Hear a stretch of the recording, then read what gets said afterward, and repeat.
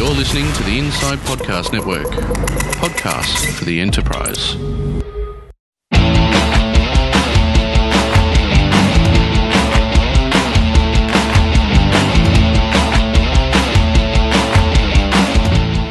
Hello and welcome to another episode of Inside the Microsoft Cloud. I was hoping to play a bit of a game today, folks. For those of you who may have attended MMS in the past, there was a little game that we used to play, a Twitter game called Where's Pete, with the hashtag Where's Pete. And perhaps we can play that to some extent today. Pete's not with us. Pete is gallivanting around the world somewhere. I think he may be in Europe. I've contemplated, for those of you that might remember the 80s game, or 90s game perhaps, Where in the World is Carmen Sandiego? I thought maybe we could do a Where in the World is Petey Weedy Zerga, but that was really lame and bad. So maybe we won't. Instead, what we might do is welcome today's guest, and wouldn't you know it, I have forgotten to bring up his bio, but perhaps what I'll do is actually get Wes to introduce himself. So joining me for today's podcast is Wes Kroesbergen. G'day, Wes. Hi, Ian. Great to be here. It's good to have you on. Why don't you give a quick rundown of who you are and what you do, and who is your daddy and what does he do? Well, I'll tell you who I am and what I do. That'll do. My father, I think I'm going to leave that one out of here. Fair enough. So I'm a consultant in the Microsoft Services practice at SoftChoice, one of the large account resellers in North America. Okay. Microsoft Services here is fairly new. It's only about 5 years old. Started in 2010. But back to me. I've got a fair amount of experience in System Center, Azure, and identity management in particular. Okay. Also spent a fair amount of time scripting in PowerShell. Bit of a PowerShell nerd, as Pete will attest. I've also got my private cloud certifications and my Azure certification as well. Cool. All right. My PC's acting up today, but we'll soldier on. So you've mentioned that one of your core areas, competencies, is around that identity management, and I guess that is our topic for today, and that is around hybrid identity with EMS. So why don't we jump straight in, and I say hybrid identity with EMS, so perhaps first cab off the rank is, what is EMS? Yeah, so EMS, EMS is really a short form for Enterprise Mobility Suite, right. Which is Microsoft's sort of suite of offerings of Microsoft Azure Active Directory, basically a hosted Active Directory in the cloud, but a lot more capability behind it than your traditional Active Directory on-prem. There's also a rights management component to EMS as well.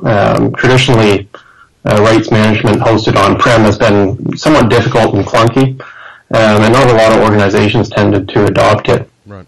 Microsoft has taken a lot of the work out of that with their hosted offering called Azure RMS, or Azure Rights Management. And then kind of the third leg of EMS is Microsoft Intune, which is their mobile device management offering. And all three of those are bundled together in the Enterprise Mobility Suite. And the way I like to describe it is you're basically getting three significant services for the price of one. It's significantly cheaper to purchase the suite of products and get all these extra capabilities added to your cloud approach or cloud development. Sure. So you've mentioned, I guess, those three components being Azure AD, and is that just standard Azure Active Directory? Yeah, so Azure Active Directory, believe it or not, Office 365 actually leverages Azure Active Directory in the back end. It's really an identity store, where your user objects are stored. And by having that identity store up in the cloud, it enables much easier integration with other applications, SaaS applications, things there's even a component in the premium SKU called the Azure AD application proxy, which allows you to actually leverage the Azure AD front end and identity store to authenticate to on-premises applications. I think I'm probably getting a bit ahead of myself here. But Azure AD, the crux of it is it's an identity repository used for authorization primarily to third-party applications, or for that matter, first-party applications. And it also has an optional authentication component. So a lot of organizations I find want to retain control over the authentication process, which is really that validation of a username and some other attribute, generally a password, to validate that user is who they say they are. And so that's where Active Directory Federated Services comes into play. ADFS can be set up on-prem and integrated with Office 365 or Azure AD, so that when a user wants to authenticate to an application that's been integrated with Azure AD, they'll actually get redirected back on-prem, and the on-prem infrastructure will authenticate that user and then flip them back to wherever they were going before. So that's the way of handling authentication on premises for those orgs that are nervous about having Azure AD handle the authentication. Cool.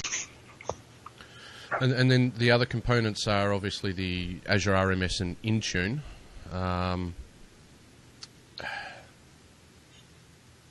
Intune's an interesting one, and again, perhaps I'm getting ahead of myself, so maybe we'll take a back step. In the show notes here that I'm looking at, you mention centralized auditing. So give us a bit of background on what you mean by that.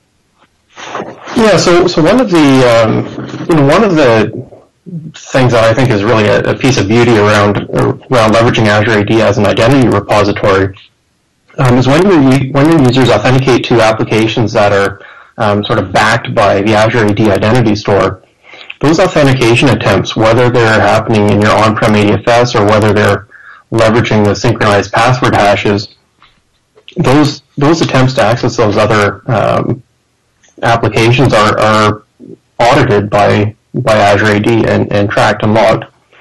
And what that allows Microsoft to do is actually apply machine learning and big data sets to those audit attempts and produce some really powerful reports. There's one example of a report that I frequently demonstrate where they'll look at a sign-in from, say, California from a particular user, and then that same user authenticates half an hour later in Montreal, Canada. Microsoft flags that because they've applied machine learning to that and said, there is 9 hours of travel time between these two locations and only a half hour between the authentication attempts. Right. And so you get this really quick, reactive sort of alerting on poor authentication attempts for that matter. Yep. And do they? Are you able to leverage, a question without notice, but are you able to leverage that data within operational insights? I want to say yes. At this point, there isn't a documented way to do that, but just this morning I actually found there is now a way to retrieve these reports from Azure AD through the REST API. Okay. So it should be possible to leverage the REST API to retrieve those audit logs and maybe surface them in operational insight somehow. Yep. My immediate goal was to actually plug Power BI into there. And just, kind of get some cool analysis out of those audit logs. So that's the next thing I'm actually going to be setting up in our own demo environment. Yep. Plug Power BI in there to see what kind of cool analysis I can pull out of the audit logs. Yeah, that'd be awesome. It's worth looking into, I think. Authentication versus authorization. So in terms of, again, looking at Azure Active Directory, and you've already mentioned ADFS, but there are other alternatives to ADFS. So walk us through.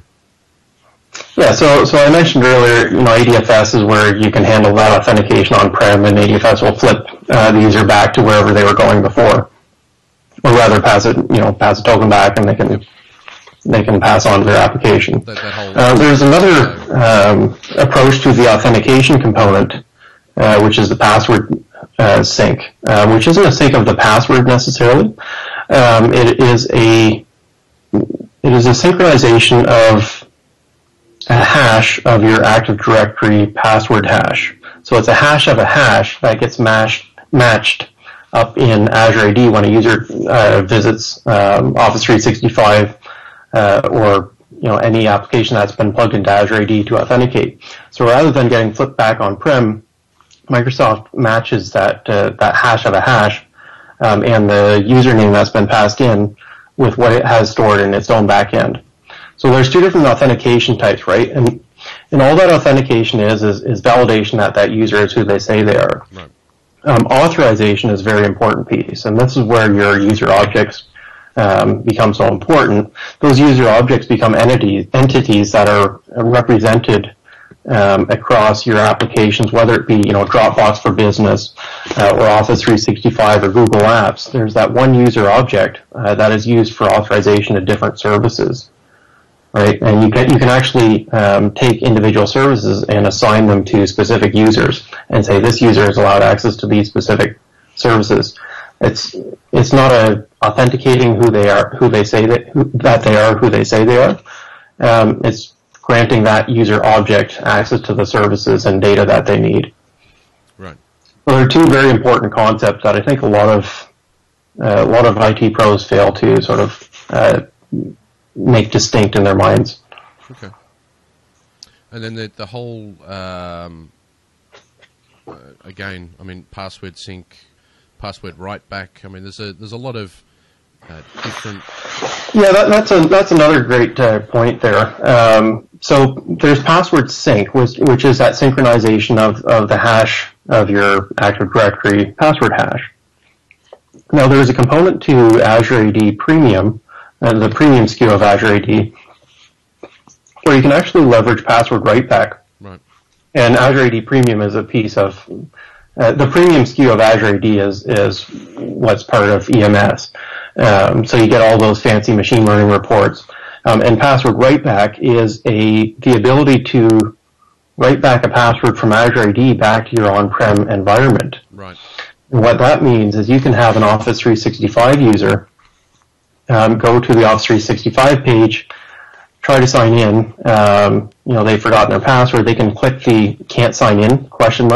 Yep. And that flips them over to passwordreset.microsoftonline.com, where they validate a CAPTCHA and then get prompted to submit, request a password reset.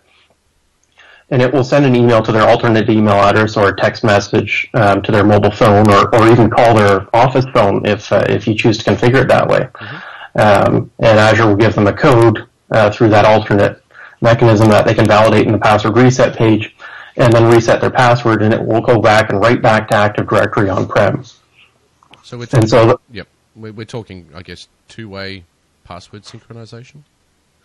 Well, there's synchronization of your password to Azure AD if you're going that route. Yep. And then there is the write back component, which is a premium feature that basically allows you to offload a bunch of that extra workload from your help desk over to that hosted service in Microsoft's cloud, and your help desk no longer needs to deal with password resets. Yep. It's all self-service. Right. Okay. Do you get that password right back with ADFS? You also get the password write back with ADFS. Again, so regardless of the authentication mechanism, yep. That password write back can be applied to leverage password write back and self-service reset, and even self-service password change. So if a user has signed in, they can actually go and change their password from the online portal, and that will update their on-prem Active Directory password. Okay. You mentioned here connector syncs user objects into Azure AD. Yeah, so there's so how do you get your user objects from your on-prem Active Directory into Azure AD? Well, if you've set up Office 365 in the past, you're familiar. There's a connector that gets installed. It used to be called DirSync. Yep. It's been renamed a couple times now. actually, sorry, it's been updated recently. It got rebranded to Azure AD Sync Tool, is what DirSync got rebranded to, and then there it is a new utility called Azure AD Sync Services, which is the piece that's required to enable password write-back. And now there's a third tool, or fourth, I guess, called Azure AD Connect. And Azure AD Connect is really just a really fancy wrapper around Azure AD Sync Services and ADFS. Right. So you can step through that tool, Azure AD Connect, and it will go and configure your ADFS for you and configure Azure Active Directory Sync Services to enable, Exchange Hybrid or password write-back and so on. Yep. And that connector, I should mention, is actually the piece that enables the password write-back. So when a user goes to change their password online or reset their password online, Azure is actually going to check with that connector on-prem to make sure the connector is functional and it can write out the password to Active Directory before it will allow the user in the online portal to actually change their password. Yep. So you don't end up with mismatched passwords between the cloud and on-prem. Okay. And that's also an instant, I should mention, that's also an instant change. Writing back the password from the cloud to on-prem is instant. Synchronizing those password hashes, if that's the route you're going for authentication, that happens every 2 minutes or so is the schedule for that. Okay. And then those user objects are what is used for authorization to third-party SaaS applications, those sorts of things?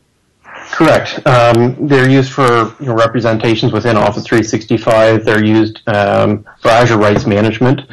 So, if an individual sends out a document that's protected by rights management, that user object is going to be used for the rights management piece. Gotcha. Sorry, busy switching. Yeah. And coughing. I'm getting over a cold. Okay, so in regards to that SaaS piece, let's talk about the application and service integration. So is a core component of that single sign-on and integration, is that core component part of Azure AD Premium? Or is that something you can leverage just off, sort of out of the box? Well, that's a great question. So the Azure AD, the Azure AD free tier, there's actually 3 tiers. There's Azure AD free, there's Azure AD basic, and there's Azure AD premium. The free tier actually allows you to integrate up to 10 applications into Azure AD. Okay. So your Office 365, that back-end Azure AD store that you aren't paying for right now, you can add in additional applications like Dropbox for Business or Box for Business, for that matter. Does that 10 include Office 365 and the components within that, or is it on top of? So that's funny that you should ask that. So your Office 365 applications, which are Exchange Online and SharePoint Online and OneDrive, I believe, are the 3 core pieces. Those actually consume up 3 of those 10 applications. Okay. So you're really left with 7 additional applications that you can add in if you're an Office 365 customer. You forgot Link or Skype for Business. Link, Link Skype for Business. I haven't actually seen that one show up in the Azure AD portal. I'm not sure why that is. I suspect that it's probably plugged into the Exchange store, but I could be wrong there. Okay. Well, it's good to know that you're actually, by leveraging the Office 365 components, you are limiting the number of, and let's be honest, this is the free tier, right? Correct. So once you bump up to premium is unlimited. You can add as many in there as you want.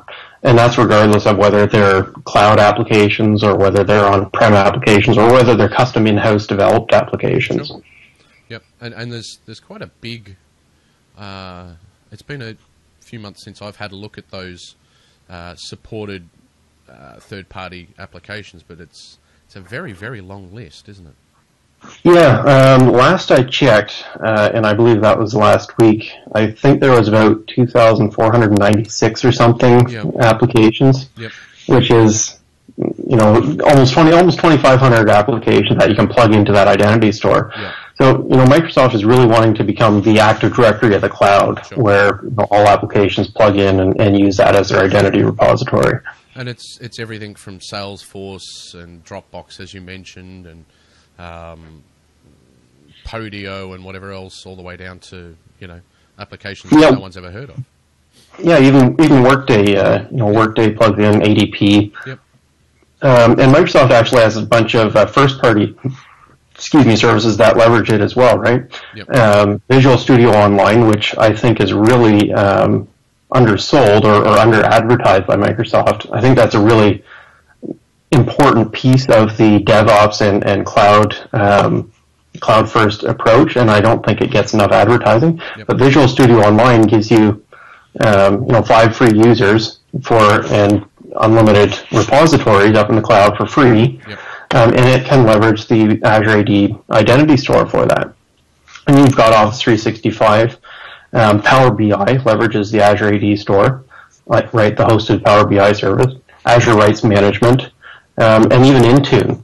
Intune is particularly interesting there because of the device object integration. Right. But we can come back to that later. Yeah, that's okay. Now, you mentioned the on-prem app integration with Azure Active Directory. So how does that work? What are we talking there? Yeah, so the on-prem application integration, and this is really cool. It's brilliant in how cleverly simple it is. There's a feature called Azure AD Application Proxy, which comes as part of the premium SKU. And essentially what Microsoft is doing is running a proxy service out in the cloud, and you install a separate connector from the Azure AD Sync connector. You install a connector or multiple connectors on-prem.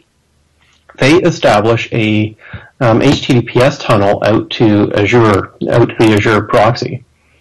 And you can just install as many of them as you want. You don't need to set up any load balancing or anything. They set up basically their own channels out to the proxy. And they're outbound HTTPS, right? So there's no firewall ports that you need to open, no inbound ports that you need to open on your firewall. And Azure will actually pre-authenticate the user out at its Azure URL, and then pass them back in over that HTTPS, over one of the HTTPS channels that have been established. And then you can access your internal LOB or HR or SharePoint for that matter. SharePoint with claims is actually supported through this mechanism as well. It's really clever. It's similar to the old Bez connector. I'm Canadian, so I actually still remember BlackBerry. As you should. As a proud Canadian. I'm not sure how proud I am of that, but well, maybe not now, but historically, if you go back 5-10 years, maybe. Anyway, let's not dwell on the past. So where does as your RMS come into this? Where does that rights management piece sit within this scenario? Right. So Azure AD gives you your identity store, allows you to manage your identity, your sign on to other applications. But where is the data protection story? And that's where rights management comes in. Rights management is the piece that allows you to protect your data at the data level. In the past, data protection is typically done through access control rules, making sure your edges are secured, protecting that data within its isolated environment or semi-isolated environment. Azure Rights Management essentially encrypts documents down at the document level, documents or email for that matter. So it doesn't matter where that data lives, it's still protected. And that's really the key difference. As we move into this kind of cloud or hybrid cloud world, especially with all the mobile devices, that data is moving all over the place. It's really difficult to try to put walls around everything. And so Microsoft has said, we'll protect the data, down at the item level rather than trying to put, trying to make sure that the walls are around the whole channel. And it's this RMS piece. I mean, anyone that's watched, anyone who watched the keynote at Build or any of the conferences around some of the Windows 10 stuff that they're doing in terms of, you know, the inability to be able to right-click within an email and copy a section of text or save a document out and these sorts of things. The central part of that, correct me if I'm wrong, is this RMS piece. Yeah, so RMS allows you to apply document control in addition to document protection. So you can control what your users are allowed to do with specific pieces of information in your organization. Then there's also, you know, the ability to, so there's document control there, and then there's also the protection piece. And when you combine those two together, one of the features they recently released is a document revocation feature, where a document that's been protected or encrypted, you know, maybe it went to an authorized employee, and that authorized employee is, you know, traversing the world, and you decide that document is no longer valid, or should no longer be intact. You can actually now issue essentially a remote kill command, and say, okay, you know, rights management service no longer authorize attempts to open this document. Because every time you try to open a RMS protected email or document, it actually checks in with Microsoft's hosted rights management service. Yep. Right? And so that gets audited, and RMS can grant or deny the access to that document. And so it's really powerful, having this sort of global presence to your rights management service, where you didn't have that in the past when you had RMS set up on-prem. And of course, you mentioned auditing there, so obviously whenever someone tries to open a document that they perhaps don't have the requisite permissions for, you're going to be perhaps not alerted, but that gets audited, and then you could, off the back of that, leveraging, you know, Ops Manager or Op Insights, be notified when an attempt is made. Yeah, actually, a few weeks ago, a colleague of mine, Jason Barrow, who's our Microsoft practice lead at SoftChoice, he and I sat down, spent 2 hours together, and we actually plugged Power BI into the Azure the Azure Rights Management logs. Yep. And we surfaced out some really cool charts and graphs as to which documents were getting opened the most frequently, which were getting denied frequently, who was getting denied access. Yep. Some really cool analytics when you start combining Power BI with the audit logs of Azure Rights Management. Yep. So, give me an example, or let's talk about how we can leverage Azure Rights Management now. I mean, we're talking at a high level in terms of, you know, document protection and these sorts of things, but surely you can extend the capabilities of RMS beyond just document protection. Yeah, so Exchange Online and excuse me. Sorry. Exchange Online and file servers are typically they're your most typical scenarios for protecting documents. SharePoint is also supported. Yep. SharePoint / OneDrive. There's some caveats there that I'll get to in a moment. But with Exchange, Exchange on-prem or online, tying in rights management, the way that is done is through the use of data loss prevention rules, so DLP. Mm-hmm.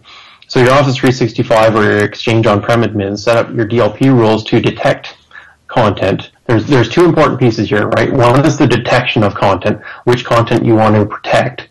So you need to have classifications set up, and then detection rules to apply those classifications to emails that pass through your email system. And when email is flowing through your system, whether it be an attachment or the text of an email, when certain classifications are detected, you can apply rights management to those individual documents. And that rights management could just be controls such as do not forward, or it can be restrict this to only be opened by people within my, @contoso.com or .local domain. Yep. right? So DLP is really how RMS gets applied to email. So it's really important that that you have your classification policies and your DLP policies mapped out. Otherwise, RMS is really of no use to you. Yep. If you don't have classifications or rules applying classifications for detecting, there's no point to having RMS. Right. You can't depend on your users to individually right-click and say, protect this with this template. And on the file share side, you need to have file classification infrastructure set up. Mm-hmm. Right? Again, it comes back to the detection of content and applying classifications to that content. And then any content that's classified with a certain classification, you apply protection to. And I'm finding there's a fair number of orgs that don't actually have a lot of investment in file classification infrastructure, but they want rights management. So there's a whole exercise in and of itself to get classification set up and map out with the business what classifications they want protected. Mm-hmm. In terms of utilizing Azure RMS from an on-prem perspective, why wouldn't I just implement AD RMS and have an on-premises RMS solution? Well, that's great until your document gets outside your firewall, sure. Right? Yep. At that point, now you've got the overhead of how do you handle those incoming RMS requests. And I find administrators have actually been less than desirous of implementing RMS on-prem because of the complexity. Yep. The other thing I'd mention there is Microsoft is really putting all their active development into the hosted RMS service because it's just leaps and bounds ahead of the AD RMS. I don't think you're going to see active development in the on-prem version of RMS going forward. Okay. Feeling healthy. Yeah, I hope I don't catch it. You keep that over in Australia there. Yeah, well, it's a change of seasons here. Why am I saying it's a change of seasons everywhere? All right, where are we?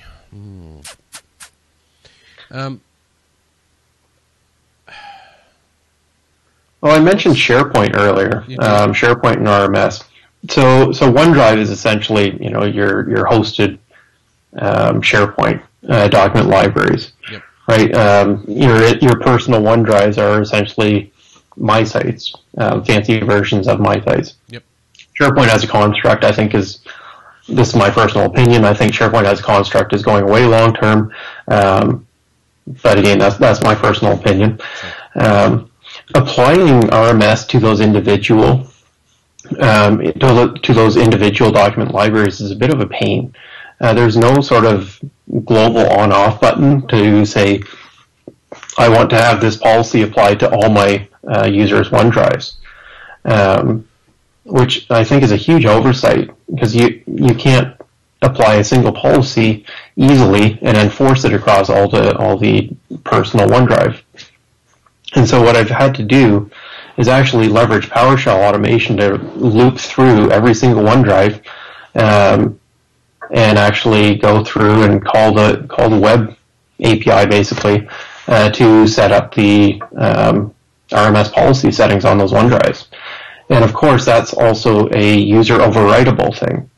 So the user could actually go in there and change those settings back to whatever they want on their personal OneDrives. Right. So there's some shortcomings there, which I would really like to see Microsoft address.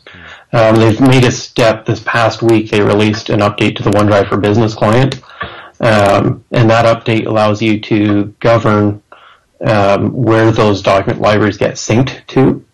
It doesn't really apply anything as far as rights management goes, but you can say I only want my domain joined PCs to be able to synchronize folders offline from their OneDrives. Right. Okay.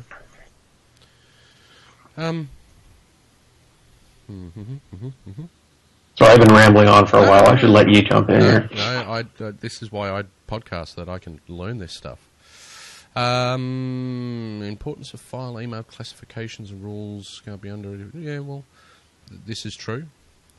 Really, Office for Mac doesn't support Azure RMS. Yeah, I actually bumped into that on one of my last EMS engagements. Pharmaceutical company. They had a lot of on-the-go users, and they had a lot of salespeople that were leveraging Macs on the road. Right. And Office for Mac 2011 doesn't support Azure RMS, which is a bit of a stumbling block for them. Office for Mac 2016 preview actually does support it. Okay. All right. Wow. I mean, perhaps they should have bought PCs. That's just... Well, I'm going to have to agree to disagree with you there. I know. You're on a Mac.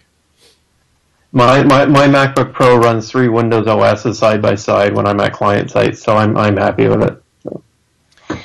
Let's not get into that. I don't have problems attaching a webcam in before a podcast. Oh, low blow. Low blow. That was a hardware issue. It's my overloaded PC. Is that the hardware between your headphones? Yeah, pretty much. I think so. Maybe. Who invited you? Jesus. The guy who makes fun of Canadians. Pete. Yeah, remind me to have a word with him later. Excusez-moi.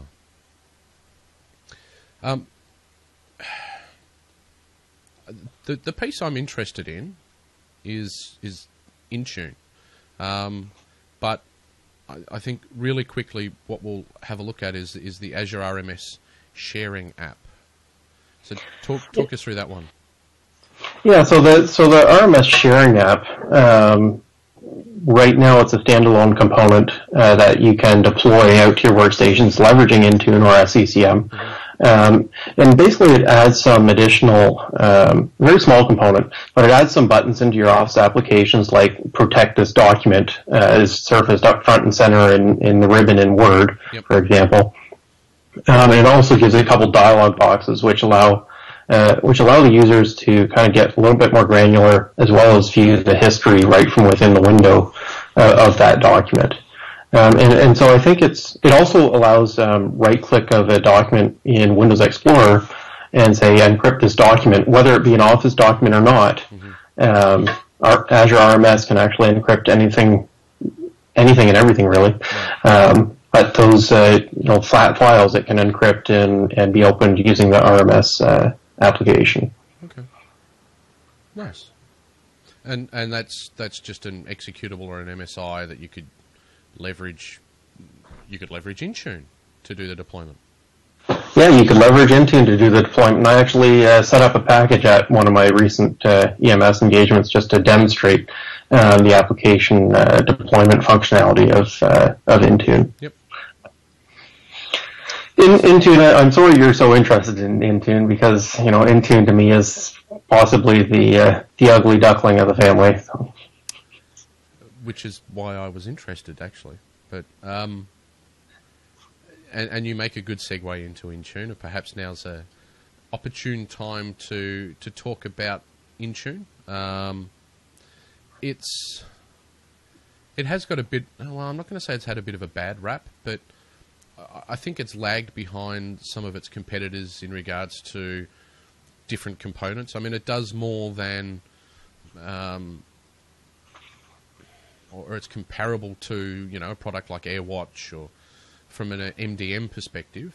But it obviously does more than AirWatch, or it has different capabilities to a product like AirWatch. But talk us through. Well, why do you believe that Intune is the ugly duckling of the family? It really hasn't reached feature parity yet with AirWatch, but my understanding from some of the folks I've talked to is that Microsoft is putting a lot of effort into ramping Intune up and reaching feature parity with some of the additional policy configurations and so on that you can do with AirWatch that you can't do with Intune today.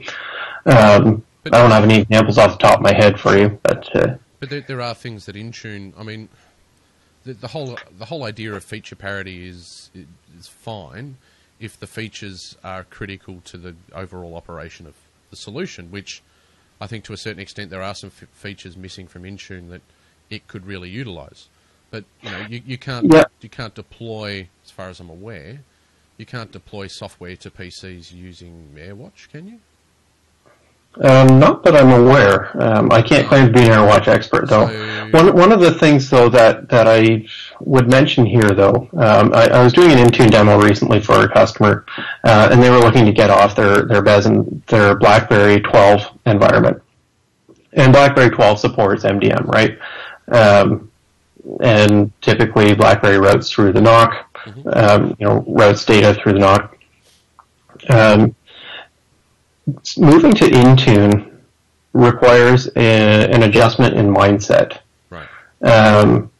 When organizations or IT pros are used to kind of having the service broker the connection and handle all the data traffic, if you will, back into the on-prem environment, moving to Intune, where really Intune is focused on managing the device and not managing, so I shouldn't say not managing, but not transmitting or creating a pipe, if you will, for something like email, right? Intune doesn't create an encrypted pipe back to your on-prem environment for your email traffic to go over, or on-prem application traffic. Intune is focused on managing your mobile devices, and that's something it does reasonably well.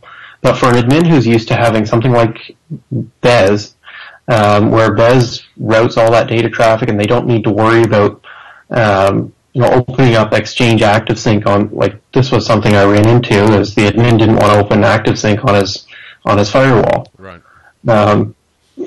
Because he was concerned about it being a security risk, and I struggled with that personally. But when you're doing a demo, you can't really say your feelings about that. Yep.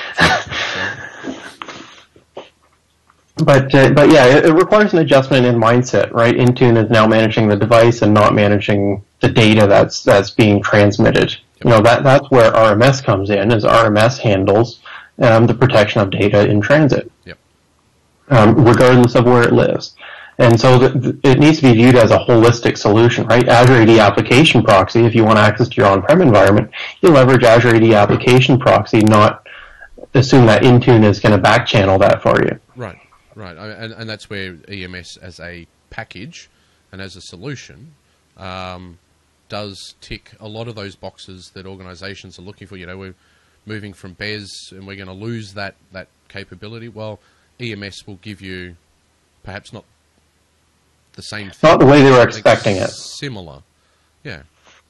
And each one of these components you can get on their own, right? So I can go and subscribe to an Azure AD Premium subscription, or upgrade my subscription to include that. I can have it, I can subscribe to Intune individually. Is there a cost saving in regards to EMS over the individual components? Yeah, so EMS, at the beginning I made a comment that it's really 3 for 1. Right. I can't go into specific pricing details because that's going to vary from organization to organization based on your EA.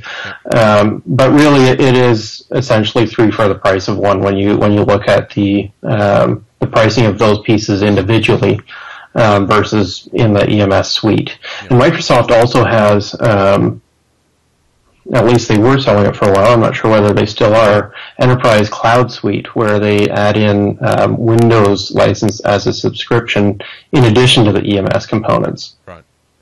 Okay. And that's something I find interesting, and we've been hearing about this Windows as a subscription model. I first heard of ECS back in Enterprise Cloud Suite back in December, I guess it was, or maybe late November. Yep. I thought, oh, that's interesting that they're, including a Windows CAL in there as part of the suite. I think it was inevitable that we were going to see something like that come to market. Yeah, it's really the shift from CapEx to OpEx across the board, right? And that's what's been driving cloud adoption, and that's what's going to drive drive new OS adoption on the client side. Yep. That's certainly when talking with CFOs and some of the C-level execs, that's the sort of thing that they like to hear. It's predictable costing, right? And the other thing too that I was just thinking about the other day is when you shift to kind of this OpEx model, instead of having to expense your hardware, your capital expenses over 3 years, you can just write it off as an operating expense. Yep. Yeah. And so there's some big cost savings there. Yeah, although I think the old scenario of hardware having a 3-year life cycle, for some, these days it's more like 5 to 7 years to some degree. I actually lean more towards the side of, I think a lot of hardware is going increasingly cheap. As my father-in-law points out, he can buy a new $300 laptop every year, brand new $300 laptop every year, instead of spending $1,000 on one that he hopes will last him 3 years. Sure. Yep. And I think that's really where things are going. It's a bit like printers, insofar as people use printers. Well, apparently, but it's cheaper for me to go out and buy a new printer than it is to buy the ink to go in the printer. Yeah. Yeah, I've got a printer. It's packed up somewhere. It's one of those all-in-one things. I use my phone now to take a picture and scan something in rather than, turn on the scanning functionality. Yep. Yeah. Too true. What's left? Cloud domain join in Windows 10. Ooh. Oh, yeah, I thought I'd throw that in there. So there's a native integration with Azure AD. Yeah, so when you go and you enroll your Windows 10 device for management within Intune, yep. It's actually going to create a device object in Azure AD. That device object actually gets written back to your on-prem AD, and you can actually govern it with policies.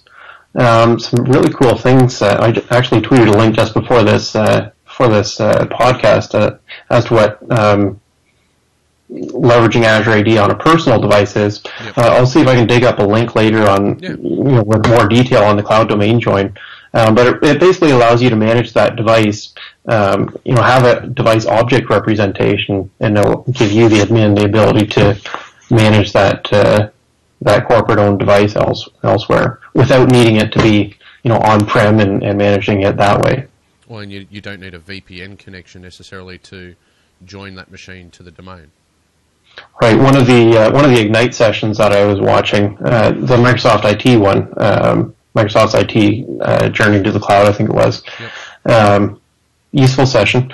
But he was looking at eventually transitioning to internal corp Microsoft IT, essentially becoming an enterprise access layer. Right. And in 5 to 6 years, having the actual infrastructure up in the public cloud, and on-prem just becomes an enterprise access layer. It's just an extension. Yep. That's cool. I like that. Import of active... Sorry, go. I was just going to say, I'm a big fan of Microsoft Cloud across the board. I think most people that listen to this podcast are, or are watching at home. Hello, by the way. Import of active sync devices from Office 365.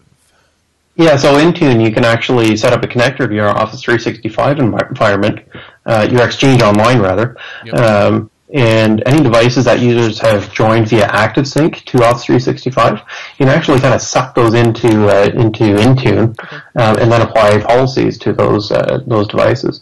And of course, that works the other way as well for an on-prem Exchange. Obviously, it'll pull that into Intune. Correct. You have to install a connector on-prem to do that, but that connector on-prem will basically synchronize your on-prem Exchange ActiveSync devices up into the Intune cloud, and then you can apply policies to those devices. Yep. Is that made simpler if you are running SCCM on-prem with the Intune, or is it different functions? The functionality, I don't know whether I would consider it simpler or not. Have I stumped him, folks? Have I? No, I'm just thinking through which the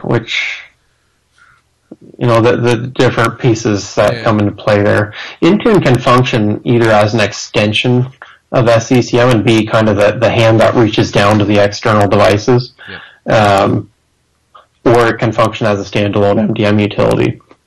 And Microsoft has made both, fairly easy, whether you're plugging SCCM into Office 365 or Exchange and sucking in the devices that way, or whether you're going into the Intune console and sucking them straight in there. It's 6 in one hand, half a dozen in the other. Yeah, no, I know. I wasn't. I didn't think. I actually think about these things. They keep you awake at night. Application deployments and software update deployments. So this is, I guess, one of those cool features of Intune. It's, dare I say it, it's almost like a cloud DP, but much more. More than that. SCCM, you can create your packages on-prem and then distribute out to your distribution points, and devices can retrieve those packages or that package content from there. Yep. Intune gives you the functionality. If you're not leveraging SCCM, you can actually package up your applications, upload them to Intune, and then your devices can push them out to your devices. Keep in mind that that's not for Workplace Join. That's for devices that have been enrolled as managed PCs. Yep. And so the PC agent needs to be installed, not just go in through and do a Workplace Join. Workplace Join is more of a authorization of access to corporate data, whereas enrollment for management allows the admin to go and configure your device and deploy applications and software updates for that matter. Yep. Is it as simple as, does that leverage another agent? Is there another agent installed for Intune, or does it leverage the SCCM agent for that? So Intune has its own agent install piece. Very similar to the SCCM agent, like endpoint protection. If you define that in your endpoint, in your policies, that'll get turned on when you install it. Okay. I just want to highlight that enrolling a PC for management is different than doing a Workplace Join. Right. You need that enrollment for management in order to deploy applications and updates. Okay. And I should mention, some things like conditional access policies. So some of these features of Intune have actually been kind of subsumed into Office 365. Right. So I think it was last month or the month before, Office 365 took over. I shouldn't say took over. Added some of the policies to say, only these types of devices can access Exchange Online. That kind of conditional access for accessing Exchange or SharePoint. So you could restrict it so that no Apple devices, for instance, could access, or Android for that matter. I suspect, saying no Apple devices can access your corporate Exchange or Office 365 deployment is actually going to be a much larger impact to your environment than it would be to block Windows Phone. Not by much, though, given that market share is about 16% globally for Apple. But I don't know what stats you're looking at in Australia there, but clearly Apple's global market share is 16%. Fair enough. What are the Windows Phone shares? About 3. Like I said, much larger impact to block your Apple devices than Windows Phone. I know. Windows Phone. I'm part of the minority. I'm one of the special ones. I do have to say that if Microsoft or someone were to gift me a Windows Phone 10 device, I would not object, and I would actually enjoy using it. I know you'd enjoy using it. It's probably the best phone on the market, but you'll have to wait a while if you want a Windows 10 phone, because October there's talk that Windows 10 for phone will come out. I know Windows 10's due out late July, but phones still a few months after that before we start seeing new phones on the market. I'm also open to Surface Pro 3 getting thrown my way. I'm happy to use those in the demonstrations I give, but I just can't afford to go and buy those for myself. So that's okay, but you can afford to go and buy a MacBook Pro, which is what, like 3 times more expensive than a Pro. I think they call those priorities, don't they? This sounds like we're getting into a pissing match between who's better, and let's not. I like Apple. No, I don't. But that's more from a morality standpoint than anything else. Yeah, take the high road, why don't you? Yeah, we're delving into areas that no one really wants to listen to me rant on. So, is there? I'm just trying to think if there's anything else in terms of that EMS. I mean, we've given a decent overview of the components of EMS and the capabilities. What would you recommend as next steps for those out there who want to get their hands dirty with EMS and have a look at it? Is there, can you get it as part of an Azure, a demo, like trial subscription? So there's not like a package trial of EMS, right. But what you can do, you can if you've got an Azure account, you should have a default directory provision for you already. Yep. Something.onmicrosoft.com. Mm-hmm. You should be able to go in there and you should be able to turn on a trial of Azure AD Premium. Right? Azure RMS, I don't know that there's a trial for that. Okay. There probably is. I'm just not remembering how to access it. That may be through the Office portal that you need to subscribe to that. Right. But once you've turned on the trial for Azure AD Premium, you can also hop over to, I think it's manage.microsoft.com, and use that same identity that you've signed up or signed into Azure AD with, sign into Intune and sign up for a trial with that same identity. Yep. And that'll get attached to that back-end Azure AD store. Okay. That at least gives you the Intune and Azure AD Premium piece. As far as RMS goes, I don't, off the top of my head, know how to sign up for that as a trial. Okay. What we'll try and do for those listening or watching at home is get you a little bit of information, put it up in the show notes around how you can test out some of these features that we've discussed today. But I mean, in the end, EMS it's just a term for a collection of tools, right?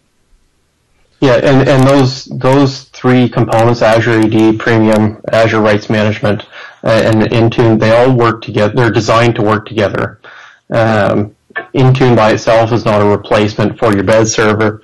They all need to work together to govern your identities and your data and your mobile endpoints. Yep. Yep. It's so Intune is not a replacement for your bed server because most people don't have BES anymore. I'm just getting some bagging out my Windows phone. I'm happy to give those lumps back to BES directly myself. Yep. Tell the good folks at home how they can find you, follow you on the various social networks. Are you active on Twitter? You've already mentioned that you sent a tweet out, so I'm going to go with yes. Yeah, so I'm on Twitter. I really don't want to spell my name out on this podcast because my last name is 11 letters. I'll do it for you if you want.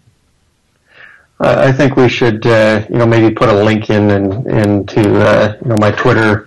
Yeah, Twitter is actually where I post most of my technical resources. Okay. I also have a personal blog, which I actually just migrated to a forged version of WordPress, which I'm quite excited about. Nice.